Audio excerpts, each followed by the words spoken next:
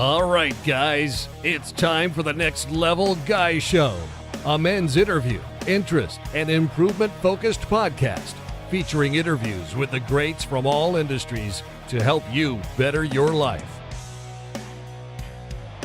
Each week, a new episode features an interview with one of the greats, covering all aspects of their story, from life hacks to tips and protocols that have allowed them to live life on the next level. We then highlight concrete action steps that you can use to improve your life. And now, your host, Ian Dawson Mackay.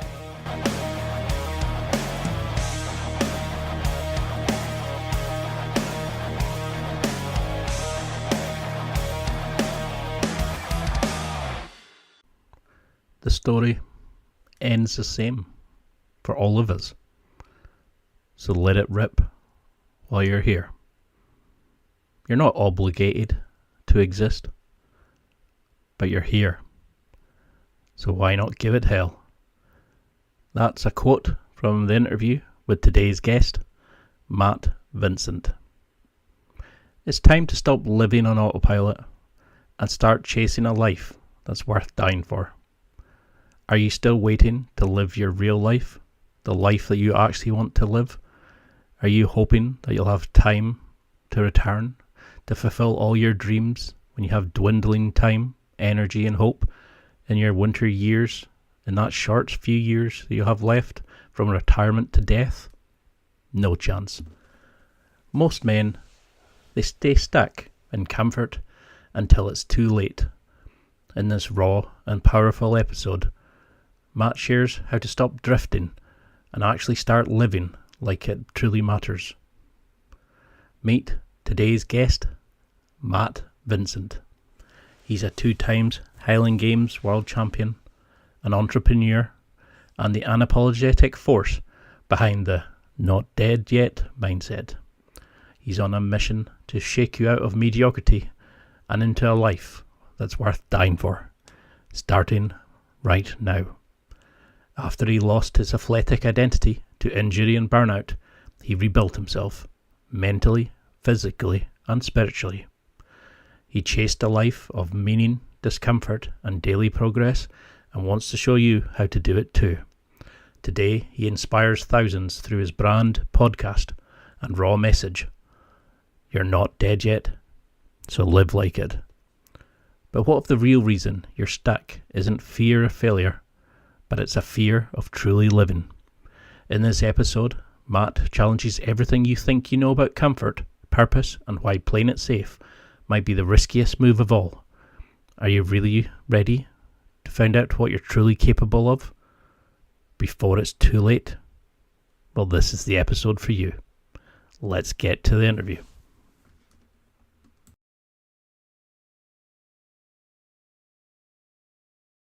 Thank you so much for coming on. It's an honour because I've followed you on social media for so long. Now, I've written a wee intro for you, which says, most people are just existing, waiting for someday to chase their dream, push their limits, or truly live. But Matt Vincent, he's on a mission to prove that someday is a lie. Through his not dead yet mindset, he's inspiring people to break free from mediocrity, embrace discomfort, and live a life worth dying for. And today we're diving into that philosophy, how to rewrite your story, level up, and stop waiting to live. Matt, welcome to the show. Would you agree with that? Would you say that's how it defines you? Or how would you explain it? That's, if I had to put together a marketing pitch for who I am as a person, that's really what it would sound like. Well, feel free. You can have that. Because because I love your message. It really kind of opens up and gets the root cause of us that we always assume there's going to be a tomorrow, but we're not guaranteed the next hour because of the way life is. What was your defining moment to change? You know, what was it about your life at that time that you needed it? You know, it wasn't all this one big moment. It was kind of a cascade of a number of things. I had gotten myself into the Scottish Highland Games and was competing, and finding some success in that and was really enjoying it. I had found this hobby that I really loved. I had been exploring strength sports and trying to find something after athletics in college ended. And so as I got into that sport and I fell in love with it, I'd kind of fallen into creating content around it. And about that time that I'd gotten good at it, I'm making some content, but I'm still very much operating with a normal everyday life. Like I still have a regular job outside sales in the oil and gas industry, and would say I had not fully committed to entrepreneurship or whatever this thing was. And I really did feel this fear of like, fuck, I can't leave this steady, ideal thing. And I didn't love it, but it wasn't bad. But I damn sure didn't love it. And I didn't have a passion to get better for it. It rewarded me well, and it gave me enough time to pursue things I was in love with. And do you see that's why a lot of guys struggle? It's that they haven't got to that pain point yet? Yeah, I think that there's a really hard point of where things are good enough. And good enough, you can create a narrative that the risk of leaving it will be worse. Whereas if things were actually worse, you'd make a different choice. You'd actually do something. I mean, that's why people call it rock bottom, right? The real problem is most people will never do something that hits it. And so they'll just wallow around in okay and slow decay instead of taking action, instead of deciding that the only way I'll do something is if my feet are held to the fire. Like that's good enough to get to the middle. But if you want to pursue greatness in any area of your life and see what you're truly capable of, which is what I'm interested in exploring about me, is what am I fucking capable of if I get out of the way and I don't write the narrative before I have the experience and actually give it the effort. And so going into that, I think there's really importance in having a pursuit that like, if I have to be set on fire to take action, then things always have to be bad. Like I got to be able to leave good enough and pursue great. It's about finding that next level. It's about finding that area where you are fully authentic and you are operating all your habits in accordance with what you want to become. I love that. But is it the men struggle because the comfort zone's there? It's safer to hide in the shadows. Is that just something that we tell people to, it's just a cliche now? Or do we not know how to change or how to just be happier, healthier? We don't know the path to follow. I'm not sure there's a right or wrong answer to any of that. I think the only thing that matters is whatever you decide gets you to take the actions you want, instead of beating yourself up for not doing shit or not liking the way I look or not liking the way I feel or being upset about my physical health or feeling limited in what I can do and can pursue. But I mean, the idea with discomfort, I look at kind of historically what life has looked like, let's say over the last like couple 100,000 years. Yeah. We likely spent a pretty good portion of our time outside in relatively physically laborious jobs, getting ourselves surviving, right? Like we have to hunt food, we got to either grow crops, and that's a long way down the road. But for the most part, we're dealing with some levels of discomfort on a regular basis. We're exposed to the sun, all these type of things. The cool part about being alive now is I don't have to do that to stay alive. But perhaps there was something to our overall health that came from being outside, being in the sun, moving around on a more frequent basis, actually burning calories, bending over, doing things, than just trying to remove any type of inconvenience of discomfort toward more comfort, which equals couch beanbag. So do you think that's a bad thing now that we no longer have that rite of passage that a lot of guys would have? You go to Africa, you look at the tribes where they're circumcised. You go to look at Sparta, where they would go out and like try to kill a slave, and all these kind of these rights that we pass down now, where now we can get a taxi to the door, we can get food, we can even order a date online. You know, how do we find that mission again? I think the beauty of it is we get to choose it. Like, that's where it falls in line for me, is not so much that, like, there isn't a right one. The beauty of being where we are kind of in the passage of time and where society can be is you can fucking choose it. Like, for the first time ever. But what seems to be really as important is that you choose something. That you give a shit about something. That you decide purpose. That you decide to pursue it. Instead of getting caught up in what we believe we were supposed to do or having this right or wrong idea of rites of passage, right? And so these rites of passage, and I think you're kind of saying rites of passage, but meaning convenience. Well, sort of the change between boyhood to manhood, the thing that would define you embracing. Yeah, we just don't have one in Western culture at all. I mean, I guess probably the closest thing we have is you graduate college and then like you're a man. Oh, probably.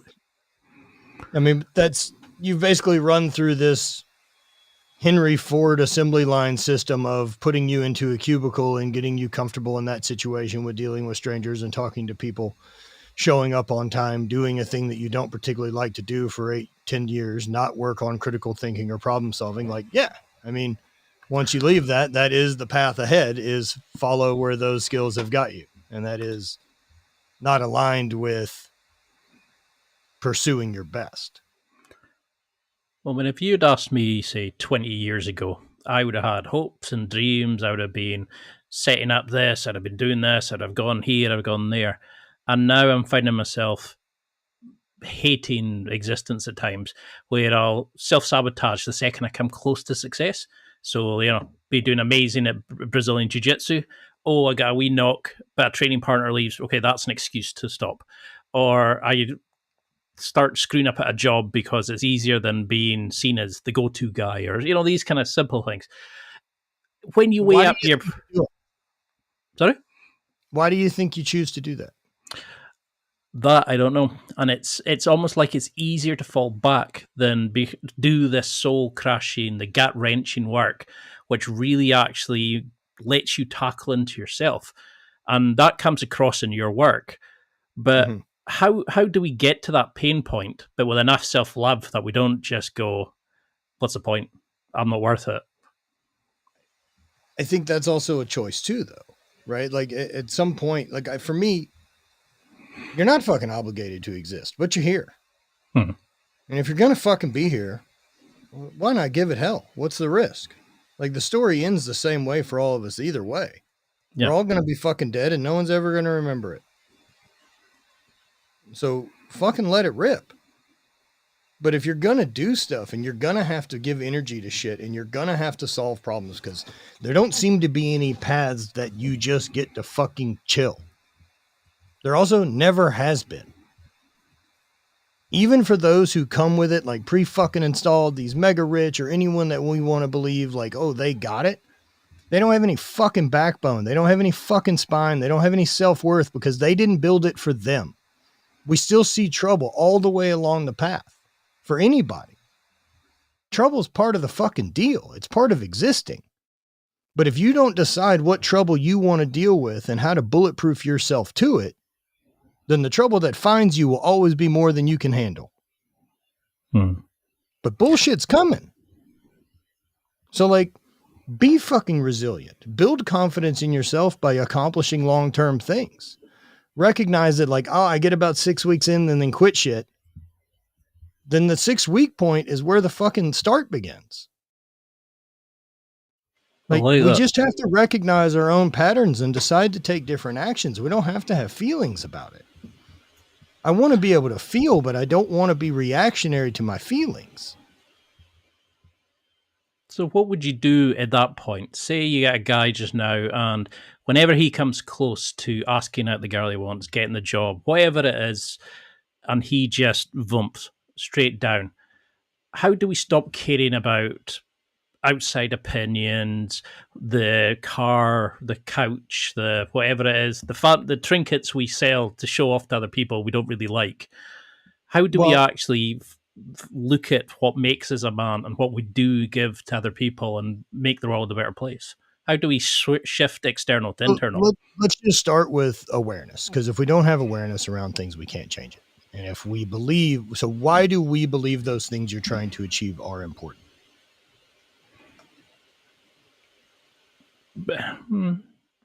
At the time, it's because what society tells us is valuable. That if you don't have the right car, you're not good enough.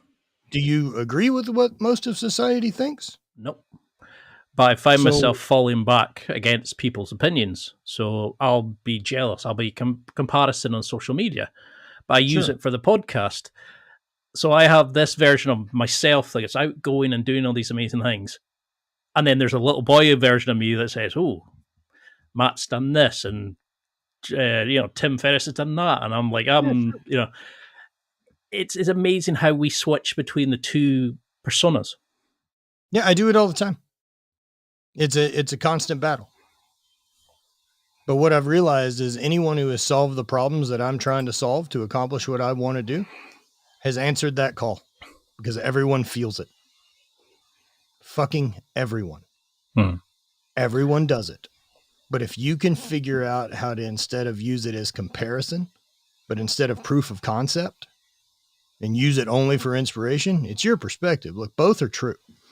Both sides of that coin are fucking true. They are doing better than you, and you can get caught in that. And you can get caught in the why, and then you can go in there like, well, if I did this, or if I was an attractive chick, or fucking if my mom had balls, she'd be my dad. Whatever the made up narrative you want to create for what the excuse is, right? Like, you can do that. And it is true. But it's also true to say, why don't I just take notes of what they did that worked? Why don't I look across the board at the 5 things that I do that I am inspired by? What did they do that worked? Oh, they never fucking stopped. They did it when no one was asking them for it. And that's part of the rite of passage for any of this shit. Is the doing it because you love it. It's not doing it for them first. If you're doing it for validation, it's never going to hold up, because then it's also not authentic. And so the comparison piece is just such a waste of energy. Not only is it a thief of joy, it's a fucking thief of pain, because now we have such proof of up and down that you'll steal your own bullshit and say, well, I don't have any real problems. I'm better than this. I should be happy. And you'll do the same as I'm not happy because look at this life. And so you'll just fucking wallow in this middle that you have decided is the trap. When the truth is your life's fucking great. I love that way of looking at it, because it's just now how many guys are sitting there going, but Joe's got this, Tim's got that, and you're like, and so what? Why is that not an inspiration? I mean, when I was just thinking just now when you were talking about the people who never give up, is I'm still doing this podcast, 200 odd episodes in. Why am I not doing that in other aspects of my life? And I think it might be an aha moment for a lot of people listening who are going, well, I do that. Why am I not giving that energy to that? And then just remove the emotion, like you're saying, to stop trying to show off and just do it because you enjoy it. So getting into the Highland Games, weird sport and all. Doing something like that long term, like this, almost PhD level exploration into one very fucking small niche aspect that shouldn't necessarily carry over to anything else. I mean, throwing fucking rocks in a field. It's not like you would say that's going to be great for a salesman. As Scots are weird. An entrepreneur, right? Yeah, for sure. Now, instead of that, I looked and I deciphered a few things from that path. That I know going down that path, whatever I did got the best out of me for that. I focused on recovery. I managed my nutrition. I ate with intention so that I could accomplish a goal. I had everything focused on this thing The beauty of it is that I was obsessed with it, and so focus stayed easy. And so now at this point in my life, I look at like, okay, so it takes 10 years to get good at anything. And if I want to get good at something, I've got to be able to read the data just like I would have from training without an emotional response. I didn't feel emotional about whether or not in my throw I needed to get further over my right side so that I could generate more power. I just fucking fixed it because the outcome is what I'm attached to, not the method. Right? So like I'm not caught up in those finite details of bullshit. Like I don't need to be right. I want the outcome. And so I'm happily going to listen and correct course the whole way through. And is that where your fuck mediocrity comes from?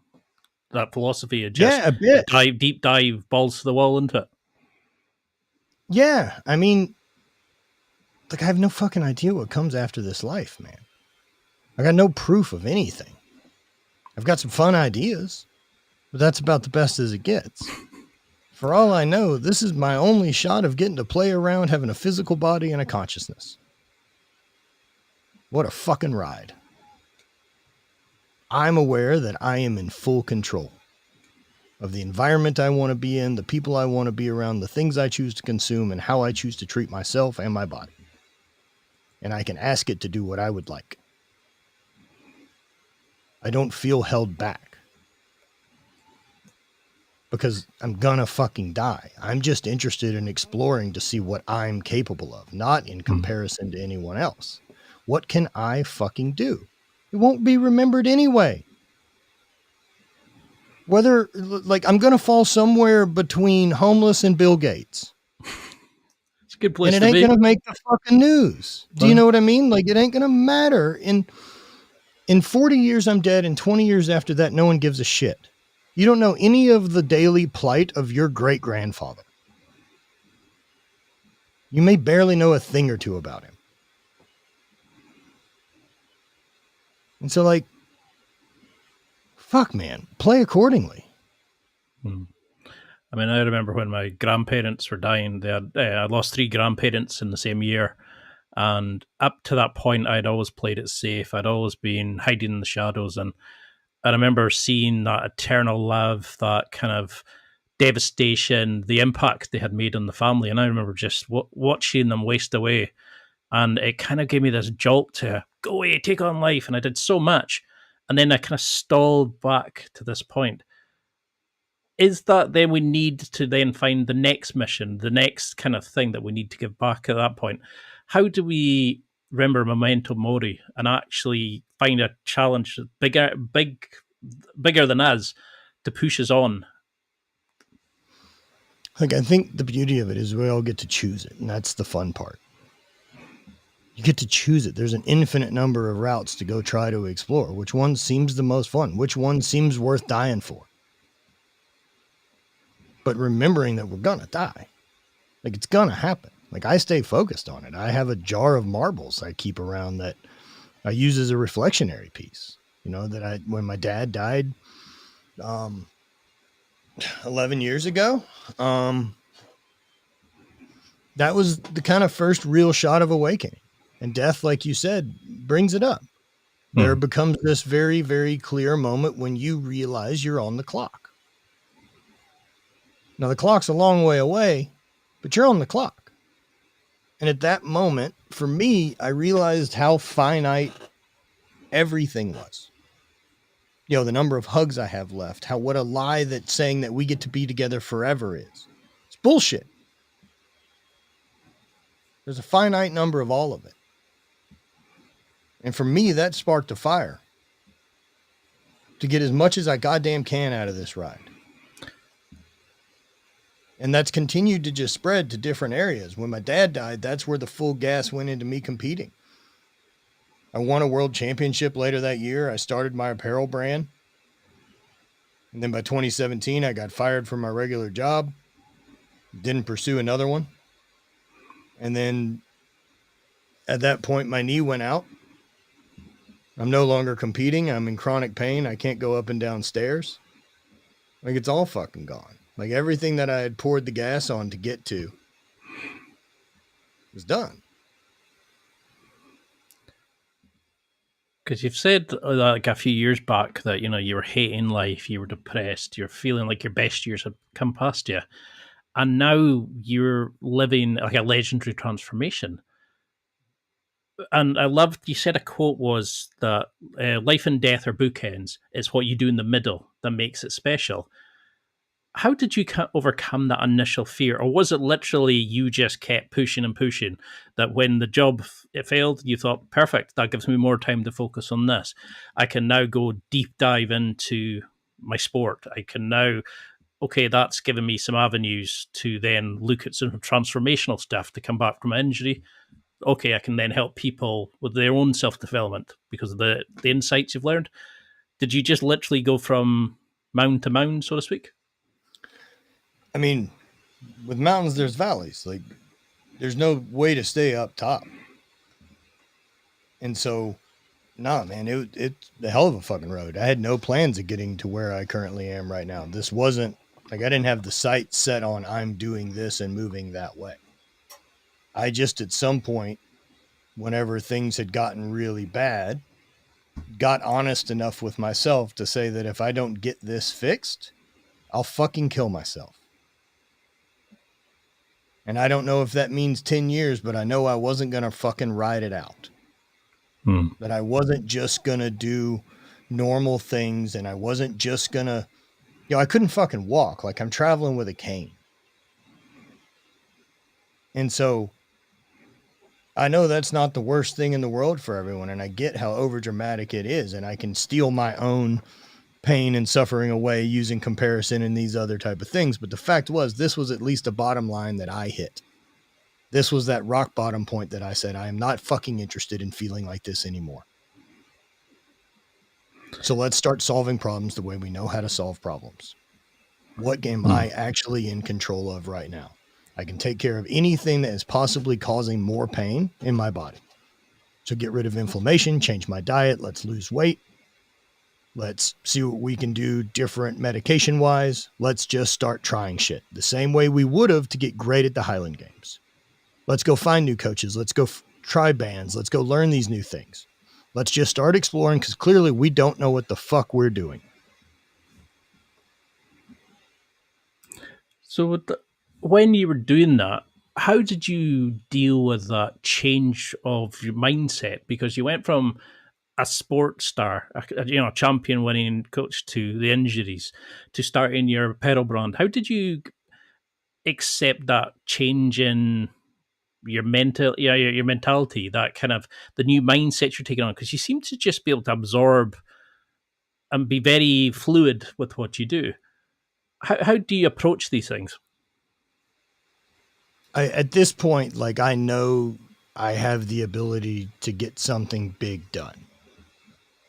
And so the overlap of that is for me to be able to care about it for over a decade. So, like, I need to know that it feels that full fuck yes. And whenever I was done competing, so 2014 was my second world championship, and I threw for another 2 years. Later that year in 2014, I started the apparel company. And I knew I wanted to try to create for a living and figure out how to monetize the following I had built. And since I had been writing books and I had been asked by my audience for some stuff explaining the hate, the idea that formed the first brand, I started figuring out how to make apparel and sell it. And then I figured out where I could get it warehoused and how to get it shipped and how to make a business and figure all that out on the fly while I'm trying to vlog every day. And then I got hurt. And so the apparel company's working. So I took all bit of energy that I had that could have gone to training or anything else and just poured it there. And luckily it worked. I like that. I suppose it's like, because when I'm interviewing people, I always think there's a secret trick or a mindset hack or something, but you're literally kind of just pushing your energy forward and just continuously trying new things. Is that the... Well, like, I don't have a fear of fucking up. I've fucked up a lot. I've had businesses that failed and took on, 40 and 50 grand worth of debt. I've had relationships and a failed marriage, and I fucked up all kinds of things. But Because- at least I can tell the universe doesn't really give a shit. Because I remember you said on your Instagram, I think it was, that it's not about daily affirmations, it's about daily actions. And that's what it really hit home was you can think through 50 ways of doing something, but if you're not actually stepping on the mat, you're not stepping outside, you're not starting the brand, it's just pointless. How do we take that philosophy with the daily actions? How do we take the not dead yet mentality, add in radical accountability, and start changing and start pushing and start just living again? I think one is setting the intention of why we're pursuing it.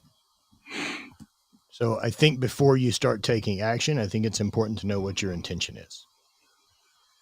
Why are you interested in pursuing this? What is it? Is it to be best in the world? Or is it to improve your health? Like, be honest with yourself so we know what the fucking goal is of why we're going. Because if it's to be goddamn Chuck Norris, then maybe we're not going toward the right thing. That can be a fucking stupid reason. But where's the benefit? What's the skill acquisition? Know the intention of why we're pursuing the thing we're pursuing. And then instead of getting overwhelmed with how long it takes, just worry about the next thing that has to be done. Like anxiety and all that shit is built around some attachment to some future outcome. The only thing you can do about that instead of any worry or create narrative is give right now your best. That's the best thing you could do to improve that, right? Would be if I gave 100% every single day to try to get it. Well, maybe you don't have 100%. But if you got 30, give 30. And trust that the long-term thing makes it happen. I don't have any evidence that there's a way to macro dose like health or success or happiness. But you have to microdose it a little bit every day. You have to be in the fight. You have to be pushing forward so that because the stuff you really want is confidence. The stuff you really want is your health. And those take work every fucking day to choose to have. We have shown that in our current situation with the options available, we will not choose in our best favor. I personally won't get fucking beaten by convenience and abundance. I love the way you look at life. And is that similar to your floor to ceiling kind of a philosophy? That once we know, ceiling is basically, like once we set an action plan, it would be, and the ceiling's really not important because, man, on the days you feel it and the days you want to do it and the days you feel motivated, you don't need my fucking help. Like, no one has struggles on those days. Yeah. It's not like I'm going to say back off. What I care about is that we're doing something every day. We'll pretend that like doing the 100 push-ups a day isn't enough. But instead you did none, or instead you did very little. Instead you didn't go to the gym at all because you created a lie around, well, I didn't have perfect 90 minutes to go do this thing.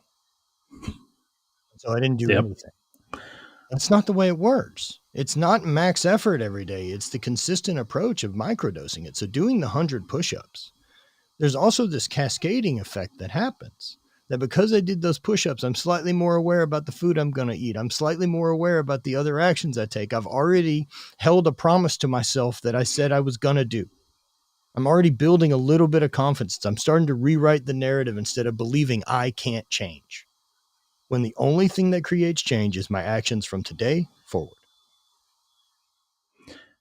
So do you think that's a good way for a person to start, is to look at themselves honestly and openly and think, your current sense of self, your how out of shape you are, how your relationships are, how your relationships with your parents, loved ones, whoever it is, that is a reflection of how you feel about yourself. And I think there's a lot of that.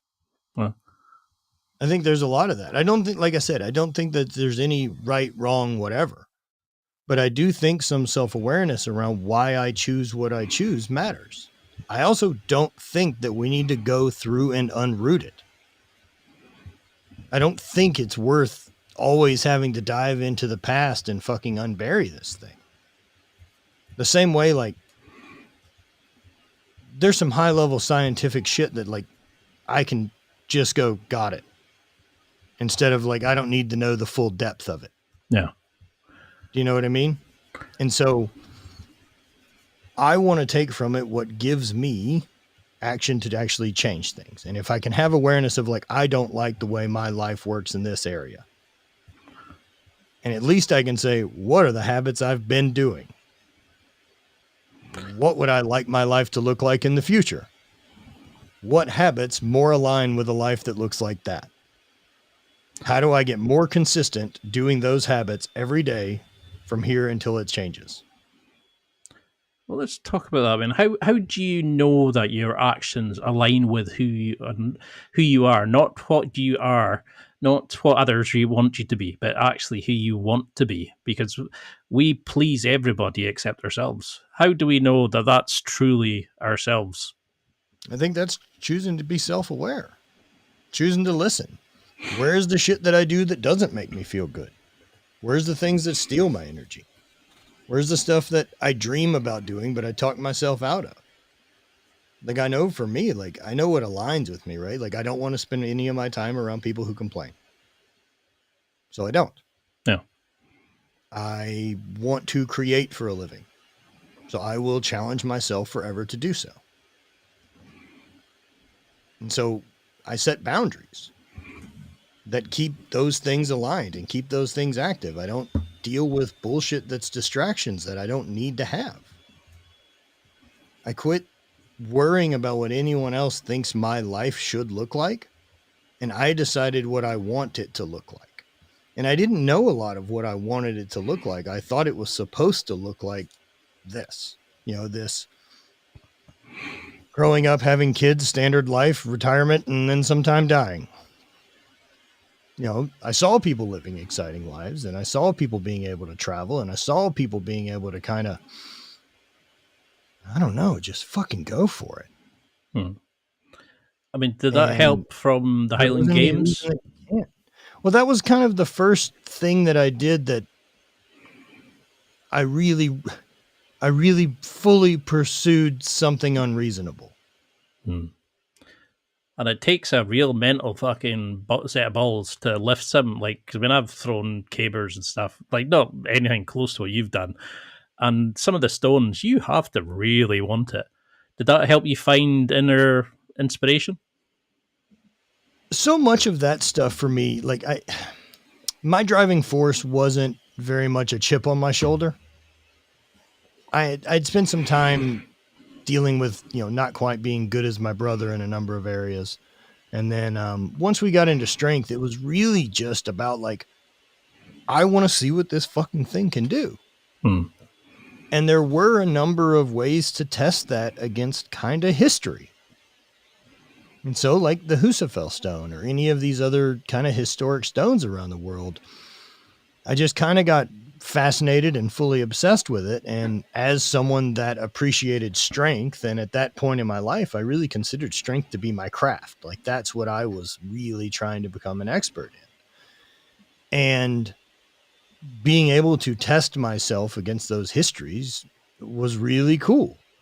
And so I trained for those things, and I got to fall in love with it. And I got to witness how cool it is that there's these areas on the planet, like the Husafell stone or the Denny stones or the Inver stone, that, like, have a gravity that, like, if you'll simply just hang out there long enough, like a tree, the strongest people on earth come to you.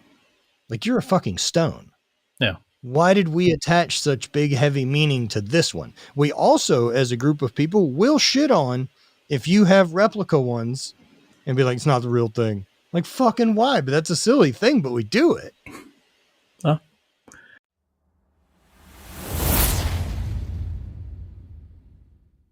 It's time for a quick break. There are millions of potential products to buy, so how do you know which ones are worth your hard-earned money? Simple. You go to nextlevelguy.com/affiliates and explore those that will transform and improve your life. You'll find deals, listener exclusives, and special offers with some great companies. Recommendations are 100% honest. and only on items Ian has tried or believes in. The companies showcased will make you a better man in all areas of your life. Simply go to nextlevelguy.com/affiliates and level up.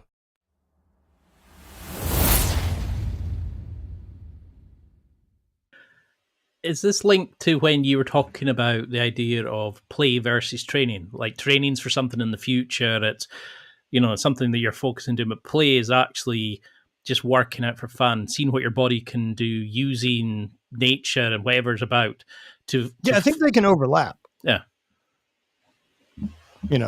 I think at this point, because I'm not trying to get super specific results out of my body, I'm training so that I can play as much as possible.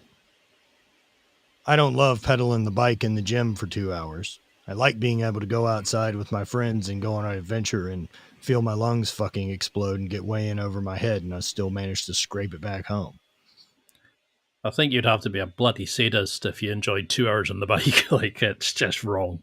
Like it's one of those things that I've done it long enough when I train for a thing like training for an endurance thing, just because I want to see, what do I get from doing that? What how much can I improve at endurance sports in a certain amount of time? I think it's a fun thing to figure out.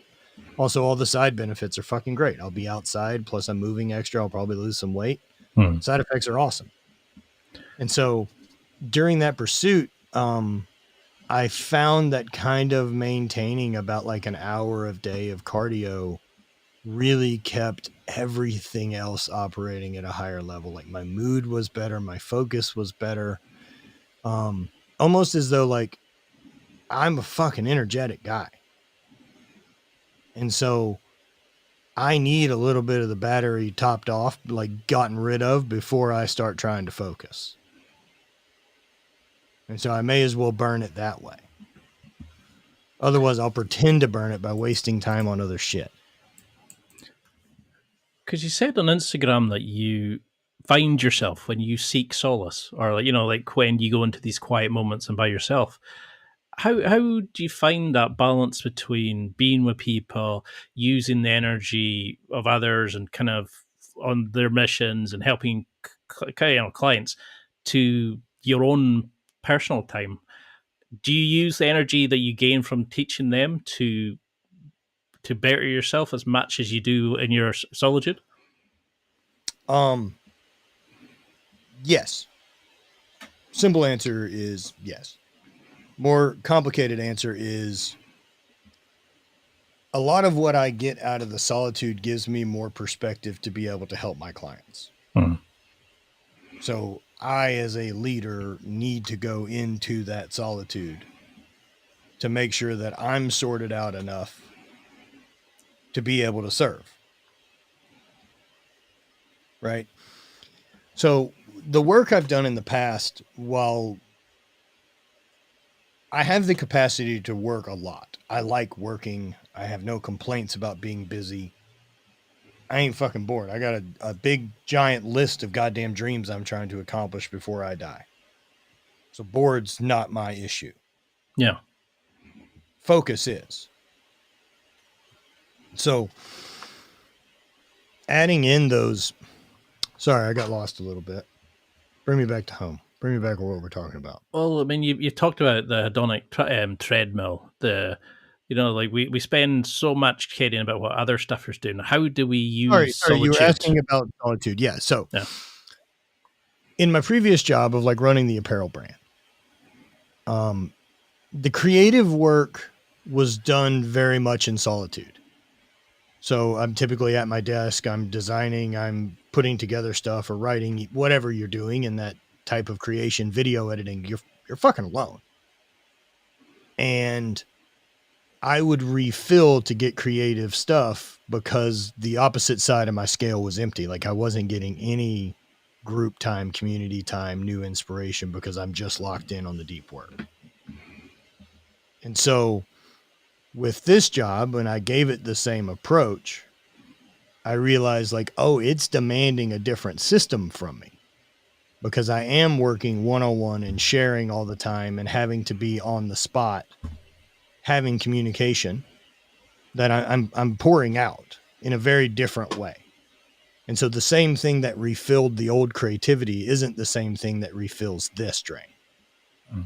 So for this drain, what I'm realizing is in places we travel, whenever we get some time to kind of sit and think, try to be aware of how I feel. And what I notice is the vibe that I pick up in cities, I don't like as much as the vibe I pick up in nature.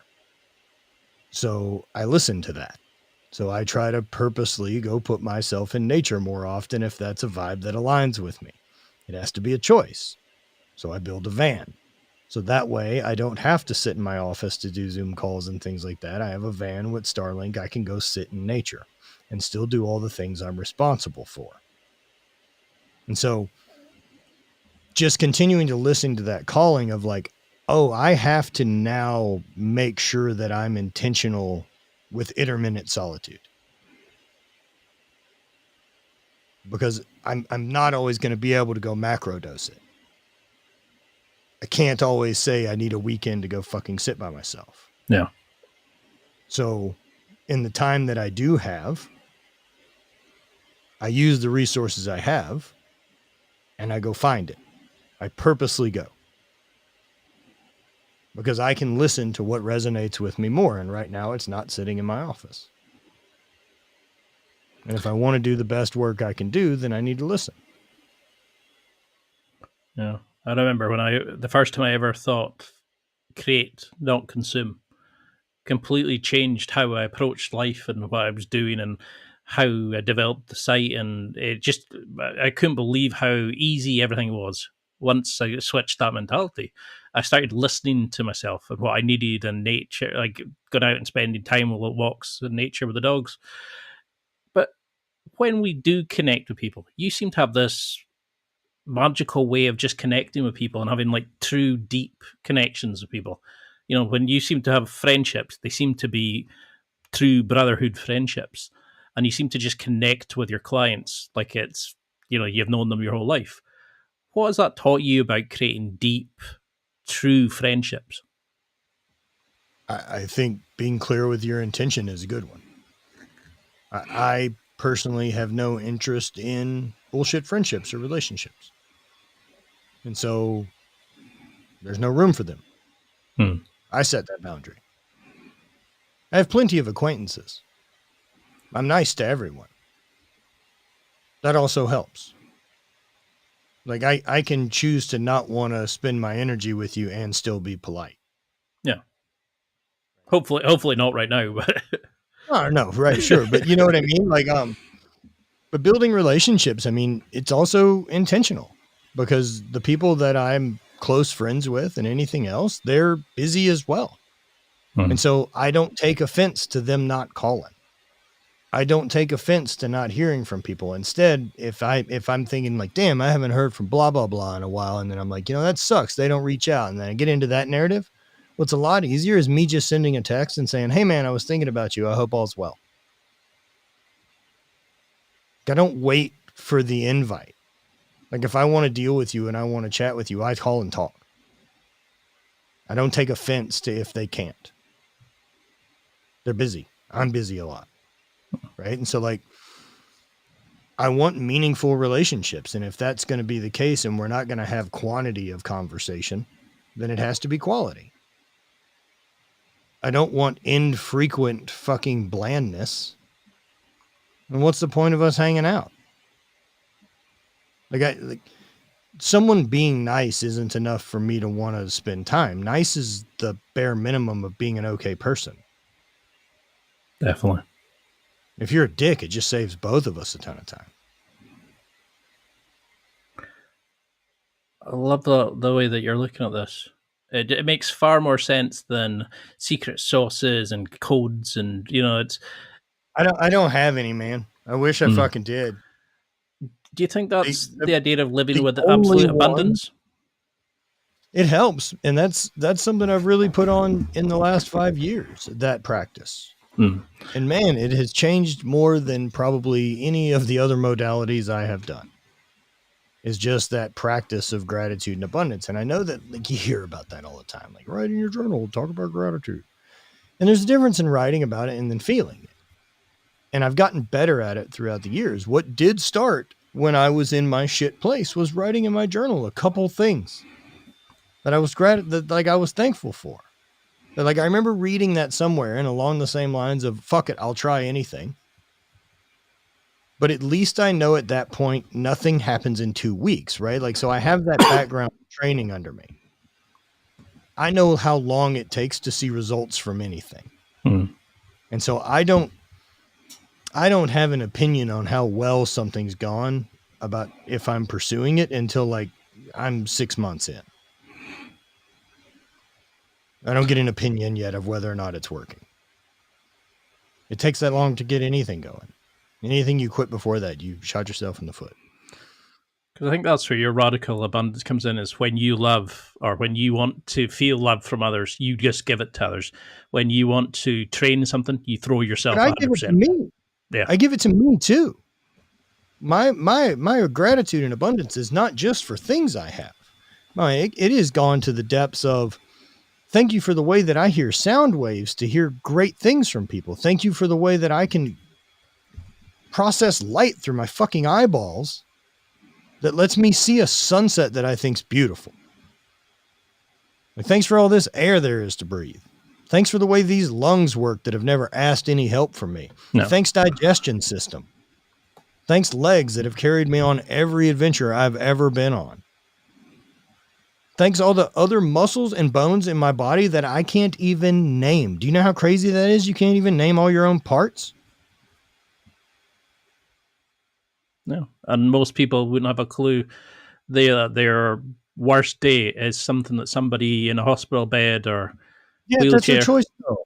That's your own choice of perspective. Like, that's living in scarcity. And if you want to stay living in scarcity where you are going to create this prison around, once I get X, I'll feel Y. And because I don't feel Y yet, it means I haven't gotten enough X. And there's people in hospices desperate to have the advantages that they have right now, or that extra 20 minutes, or to hug their loved ones one last time. And that's what bugs me, is I fall into that trap every so often. Like, I beat myself up enough to get to that point, and I go, whenever I'm having a bad day or fall into my own traits, I immediately jealousy comparison. And you said on an interview where you said something about catch it sooner, right? Where like, you catch bad behaviors. Yeah, quit trying to stop it. Like, that shit's already attached to the autopilot. So by the time it's kicked on, the trigger's already been hit, and like, you're off the wheel. So the only thing that matters is how quickly you can go, oh shit, I'm being an asshole to myself. And that is jealousy. That is the excuse. That is pointing the finger. That's any type of blame that doesn't take accountability. Because if you can take accountability, that gives the power back to you. I'm not interested in anything that takes my fucking power away. And so when you catch yourself making or doing that old habit, that's where I drop back into gratitude as part of that practice and say to myself, thanks for noticing we don't have to waste any more time doing that. Thanks for getting back on track to what we were. Thanks for noticing that we can change. Thanks for choosing to handle this differently. Thanks for not wasting any more time than we would have last time. No. Thanks for catching it. Thanks for recalibrating. So you talk to yourself like slowing a friend. down. Fuck yeah. Because how many people have an inner voice where... It took a long time to fucking learn. It took a long time to learn that. I don't need any help on that motherfucker that lives in my head that's mean to me. You wouldn't allow a friend to speak to you the way we speak to ourselves. I feel differently now. So the truth is, that's one of the boundaries I hold, is I work very hard to not speak to me in a way that I wouldn't be tolerated, that I wouldn't tolerate it. So anytime I catch myself and start that shit, I get back into that abundance around that bad behavior and start rewiring. We don't have to do that anymore. That doesn't serve any purpose. We don't have to flog ourselves. We've already gotten the fucking message. Well, we've already beaten ourselves up enough, but we keep the problem alive. Yeah, why? Of course we do. You keep feeding that thing. You're also comfortable doing that. It's more comfortable for you to beat yourself up for 5 days than it actually is to change. Where is it? You said, so I'm just looking at, I took some notes. It's not about fixing anything. It's about shedding the old skin and any lingering limiting beliefs. I love that idea of just you're fine the way you are. You just need to shake off the excess noise, so just to push yourself. Now you have this beautiful relationship with your partner, and it just seems that you complete each other, that you both inspire, motivate, and you can see just the love that you have for each other through the comments, your social media, just the interactions you have.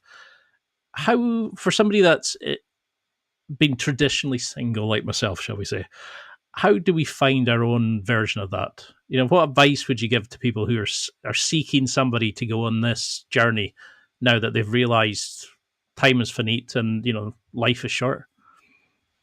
What are the attributes you'd like in a partner? I've only ever probably been in love once, and that was somebody who just I don't know Not anymore. About your past. What do you want? Somebody. What do you want in a partner? Someone that's ambitious? Do you want someone that's in shape? Do you want someone that takes care of their health? Do you want someone that is intellectual? Do you want someone that is outdoor focused? What do you want? Like what would your ideal partner do? What would their habits be? What would their hobbies be? Do you know, I probably don't even know. And that's probably why I just accept what comes. Yeah, so it's going to be really, really tough to attract it. I know what I want. I know it doesn't work for me. I tried lots of things. And so when I learn things, I set new boundaries. And I operate from there the best I can. And so if I want a partner that gives a shit about her health, and I want a partner that's physically fit and wants to do active, adventurous things, if I want a partner that is financially independent without me, if I want a partner who is free to travel and do all these things, then I damn sure need to be all those things too. Yeah. Become what you want to attract. Yeah. Makes a lot of sense. I mean, it's like trying to make money instead of becoming valuable. If you become valuable, you attract money. Yeah, we chase what we want rather than becoming what we can be to attract the people. Yeah. God, it makes it so much easier when you think about it like that. That's what I love getting to help people do, is reframe a lot of these perspectives to get out of their own way. It's not necessarily this big 180-degree swing. It's being able to realize that you're in control to see that your side. You can choose the side of abundance that already exists, and the ability to be in control and the ability to follow through and take actions, or you can keep believing the narrative of I can't change. Either's totally fucking up to you. No. And I don't believe there's a right or wrong. It's just like, if you want to spend your whole life watching movies and melting into the couch and weighing 700 pounds and eating fast food every day, I don't care. My question is, are you happy? And if you say, I don't ever question anything I do and I'm pretty stoked all the time, then fucking ride on, man. Ride on. I am not here to tell you right or wrong. But you can't bitch about it and not do something about it. You're not allowed to have both ways. That's like a child. So either accept it and be cool with it or change it. Right? So like, I am not going to be able to have the discipline to have like bullshit food in my house all the time. I know where my weak spots are. They're not going away. I've tried various ways to manage it, so now I strategize against it. I don't have bullshit in my house. Makes a lot of sense. I know where my limit of going out to get bullshit will happen. And I won't leave the house to go get it once I decide I want ice cream or something like that. But if ice cream is in the house, I will eat it.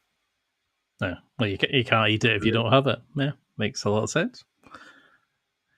I mean, you've done some amazing sort of transformational stuff. You've journeyed around the world. You've met amazing people. Which ones truly worked? Because I think you talked a lot about your experience using some herbal medicines, where you really tackled yourself. Was that the main one that kind of got down to your bones for transformational change, or were there others that kind of helped different methods? It's all. It's a combination of all. It's just kind of widening the toolbox. I think everything does different things.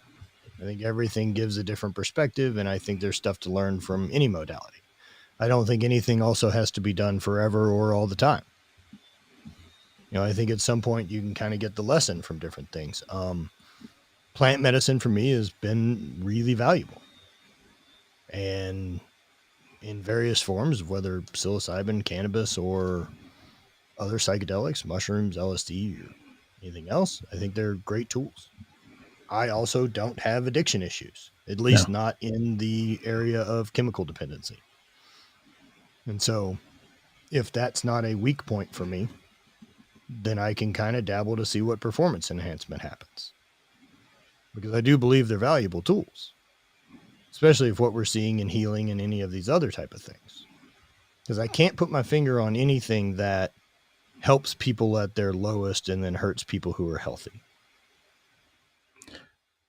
So if you had, how normally you get a question like, if you could go back 10 years and speak to yourself then, but what would you actually do? Would you change anything? Or do you think the journey you've been on has been the right journey for you, and everything you've done, you had to have the heart rate machine. If it's not up and downs, it's a flat line and you're dead.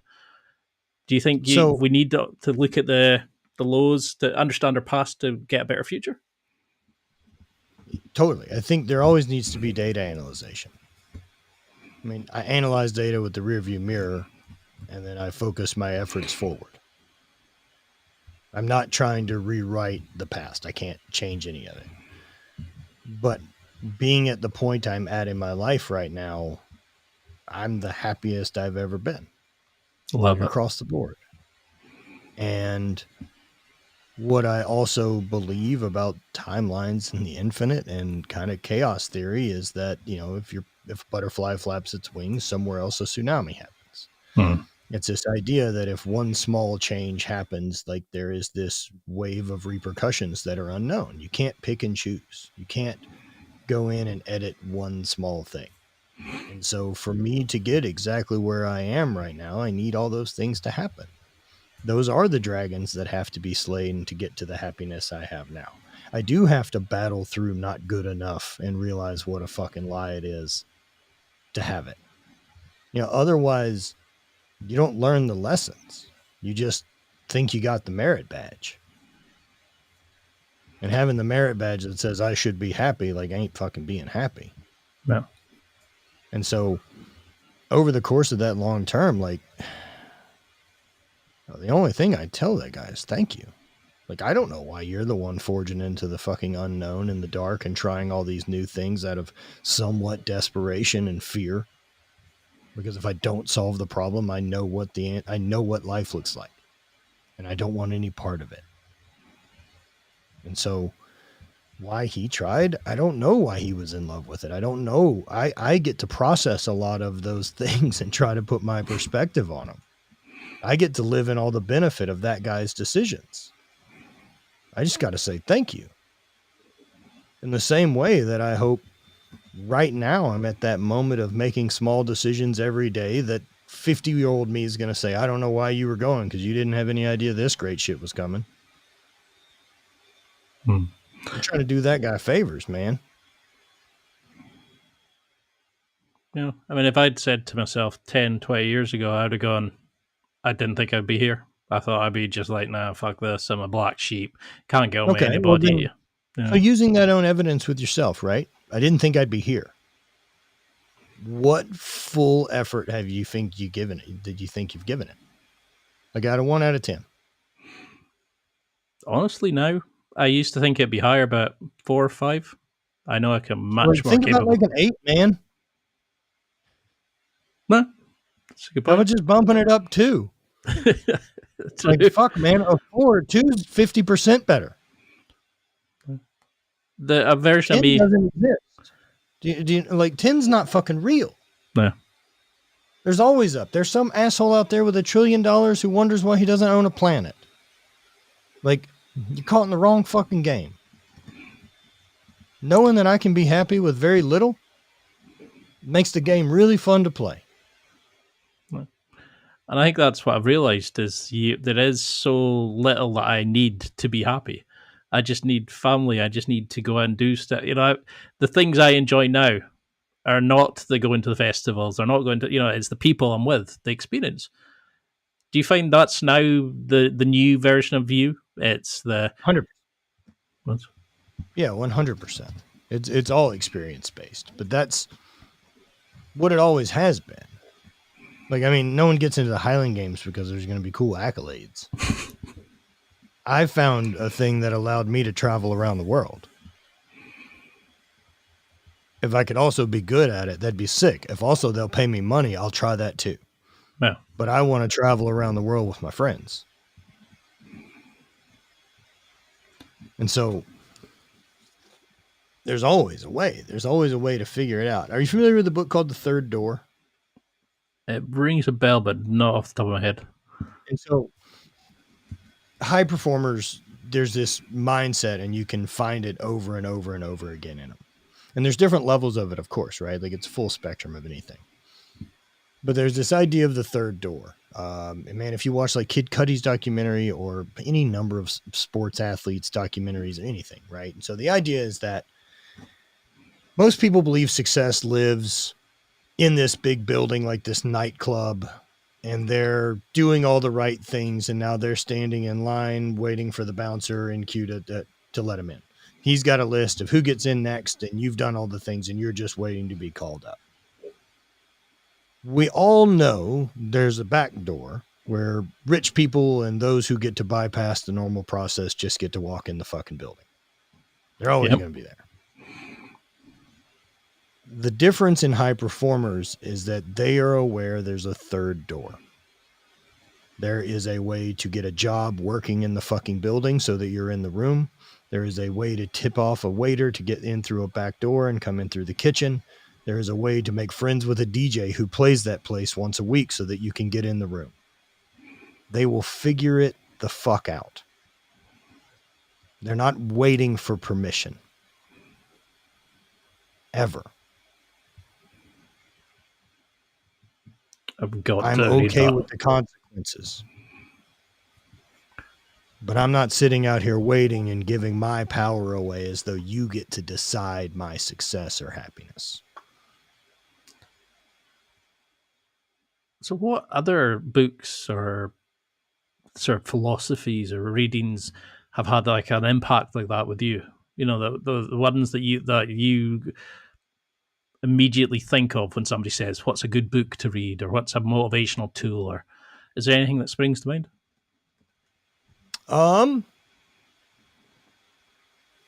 Yeah, I really, really like Jay Shetty's Think Like a Monk. And so again, a lot of the growth tends to happen in shadow, right? And so let's say this previous life when I was competing and being a world champion, and this will kind of help to why my books are what they are. I came from an athletic background and pursuing strength and then outside sales. Like I'm personable and can talk, and I'm a big guy and in good shape and have been since I was fucking 17. So like the typical masculine traits, I don't have any issue with. So like, I don't need the Jocko Willink, David Goggins thing. Like, so when I hear that type of approach to motivation, all I hear is the same high school coaches that have been yelling in my fucking head for 20 years anyway. Mm-hmm. I also do well in those environments. So like, I got the fucking message, man. I don't need you yelling. So where I struggle in my shadow is in the finding the gratitude, and is in the abundance, and is in the not being so shitty to myself, and it is being self-worth, and it is self-love. So I leaned into learning as much about that to balance the other. Because that side of expectations and living up to this idea and what a man looks like and what that blah, blah, blah, blah, blah started to get in the way of where when shit was failing, I couldn't address it because then I would have to admit it's not one of those things. Instead of just being able to fucking deal with it and move on and realize none of this shit's important anyway.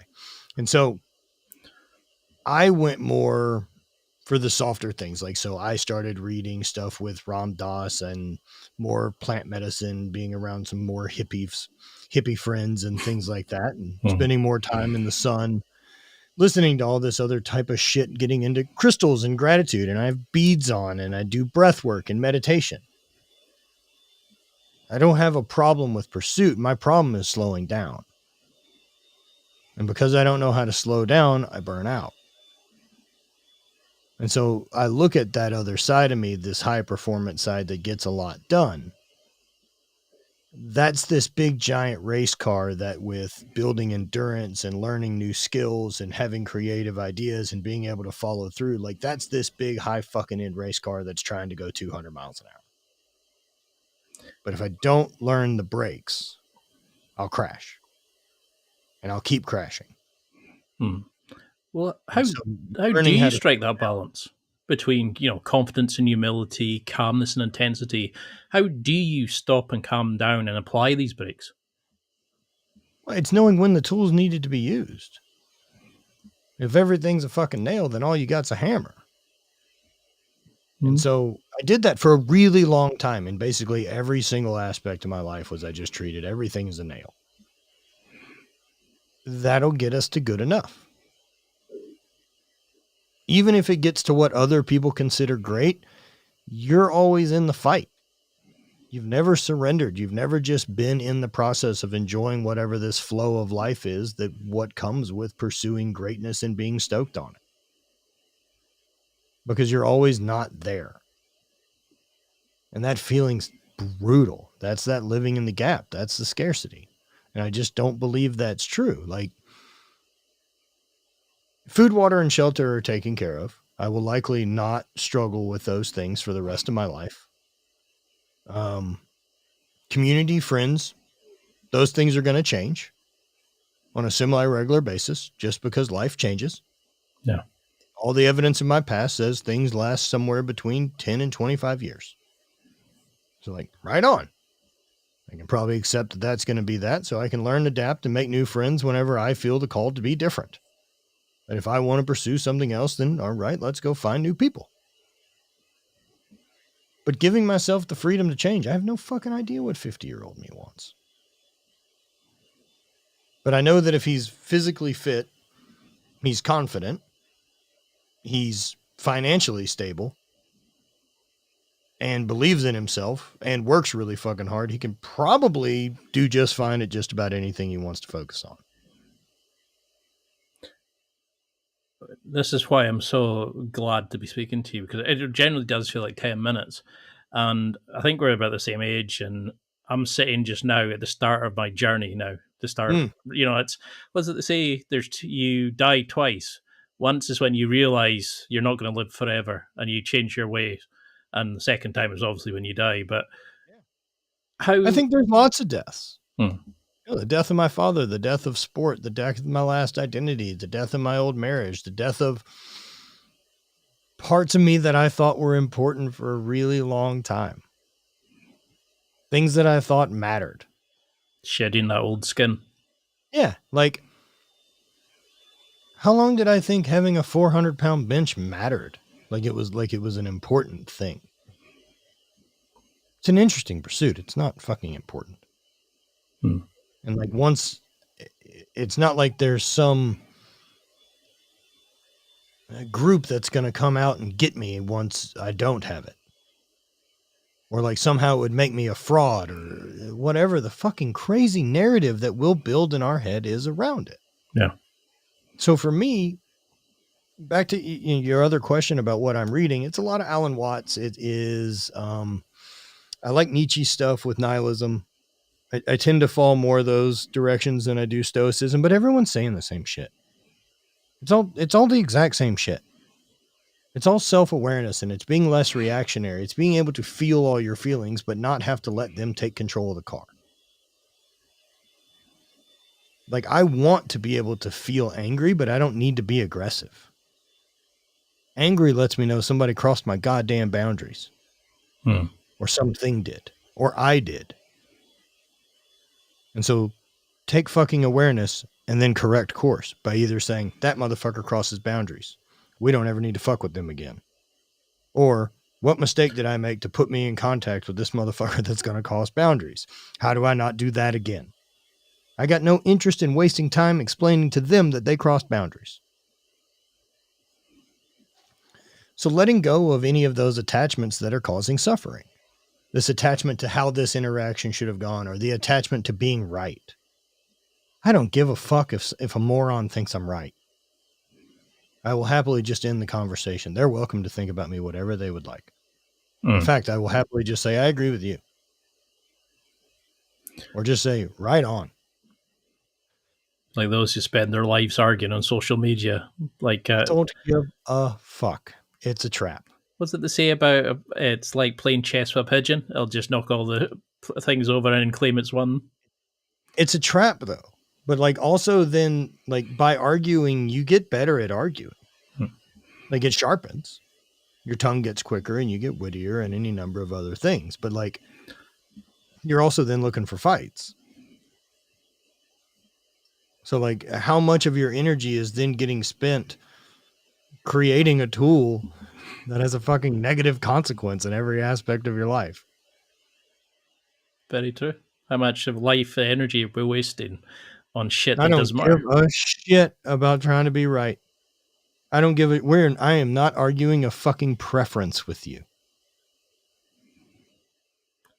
So for those if you like X and I like Y, that sounds great to me. like, well, no one likes X at the minute. I think it's just such a buggy app. Like, but oh fuck yeah. But for those listening, I mean, what would you want them to do? Like, say they were new clients after coming to this and they said, "Fuck, man, I need to have a better life. I need to. I realized I'm not dead yet, but I need to start pushing myself." What would you give them as homework? Say if they came back to you in 6 months and said, "Fuck, I listened to your interview. You know, Matt was right. He tore a new asshole, got me motivated." What would you want them to come back? If there's like short-term goals they could focus on? For sure there is. I mean, one would be establishing these different habits. I also think about doing them first thing in the morning so that you prioritize you. So you have less excuses so that you always get it done. Maybe recognize the pattern that if I tell myself I'll do it in the evening, like I won't.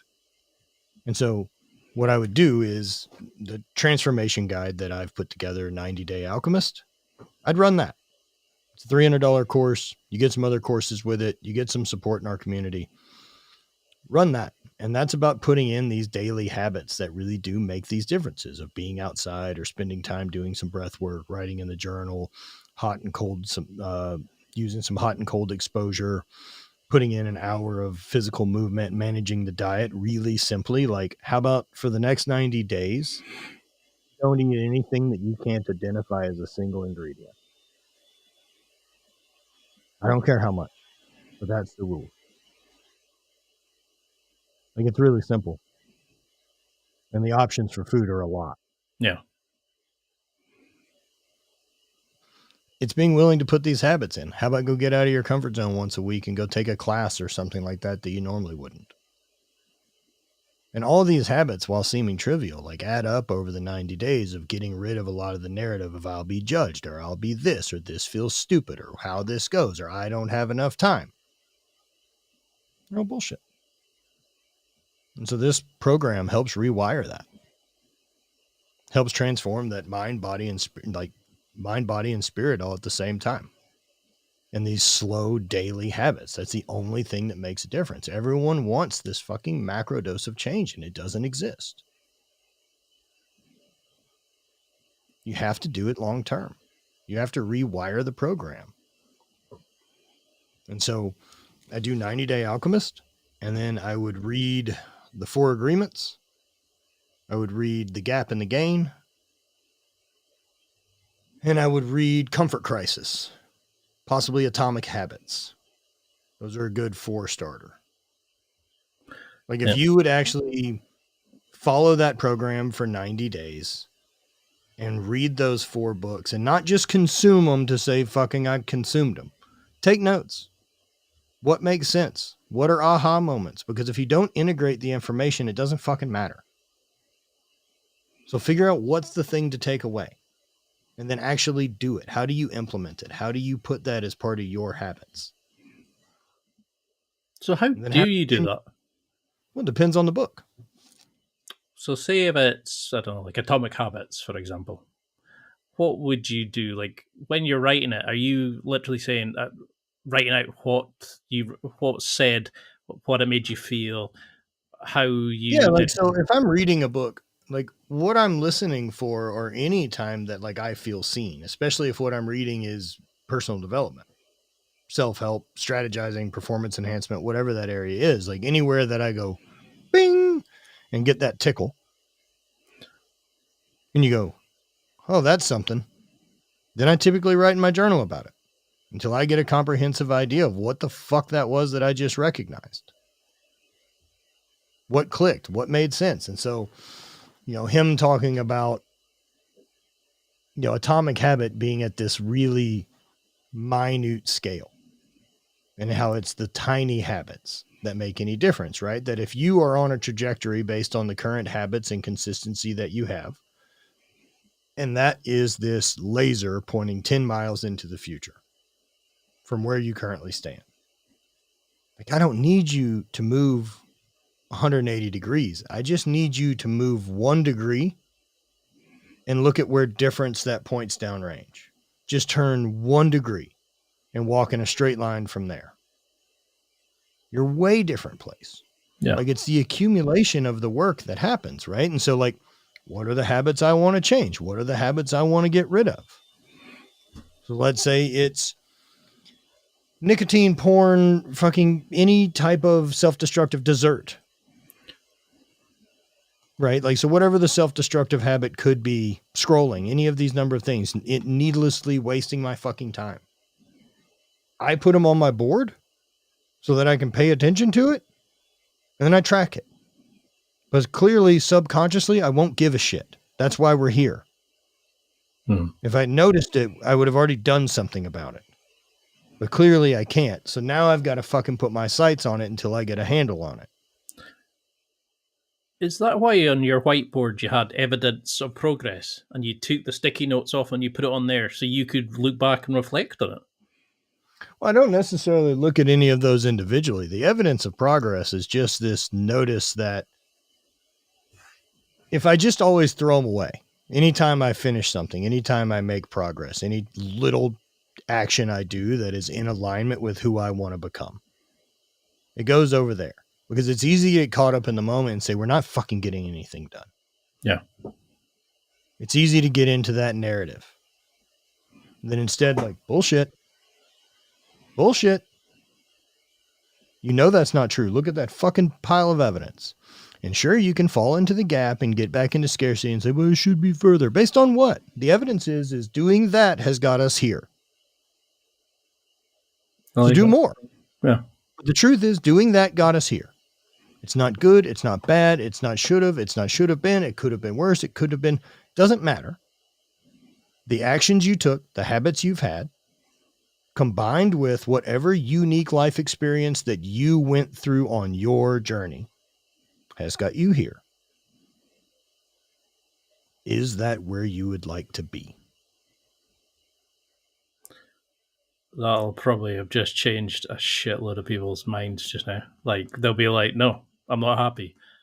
And I think that's the beauty of it, that you're the living, breathing proof that you can change no matter how low you are to become the man you want to be. And I think that's why you've been so successful, is you literally have lived the life. You've gone the peaks to the highs, and it's been an honor to speak to you. I would love to do another one and go into deep dives and things, but I know I've used up so much of your time. I cannot thank you enough for coming on. But what would you want people to take from this? Because I'm trying not to go down rabbit holes because there's just so many amazing things you do. But I appreciate it.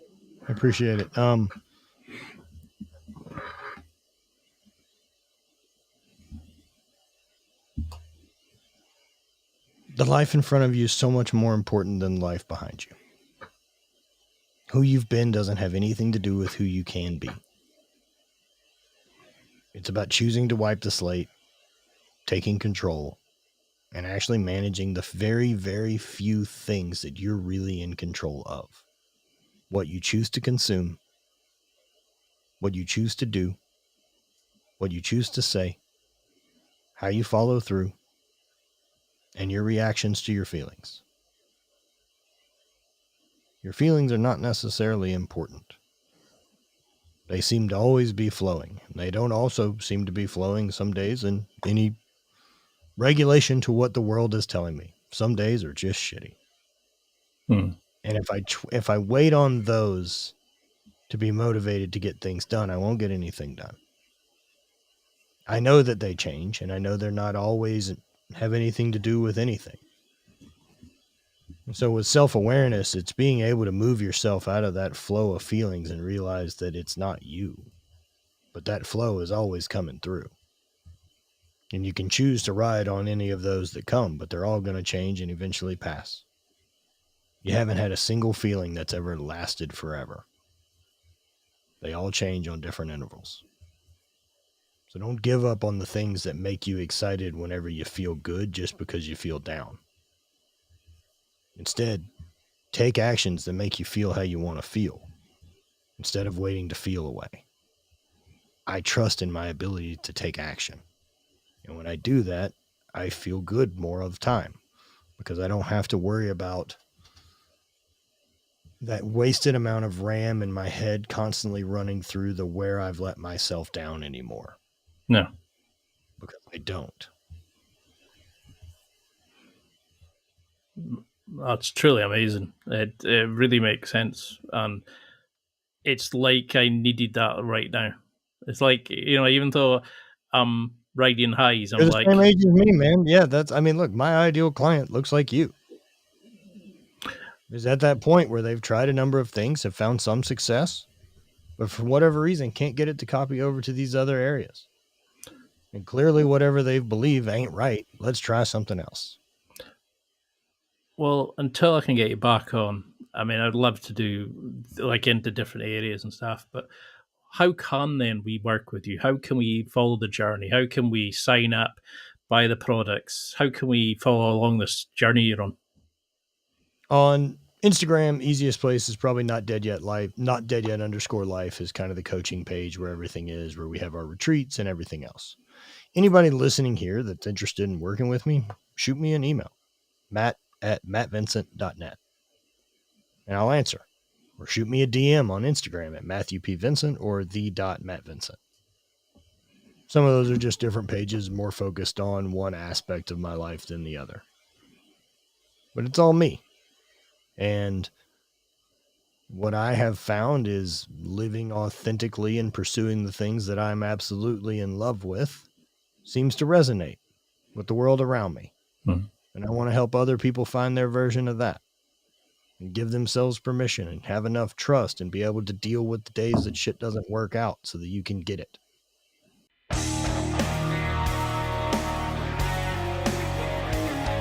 Well, that's it for another week, and thank you for listening. It's now time to take what you've learned and use it to develop and enhance your life with the key points mentioned. Listen, try it, embrace it, use it, and crush it.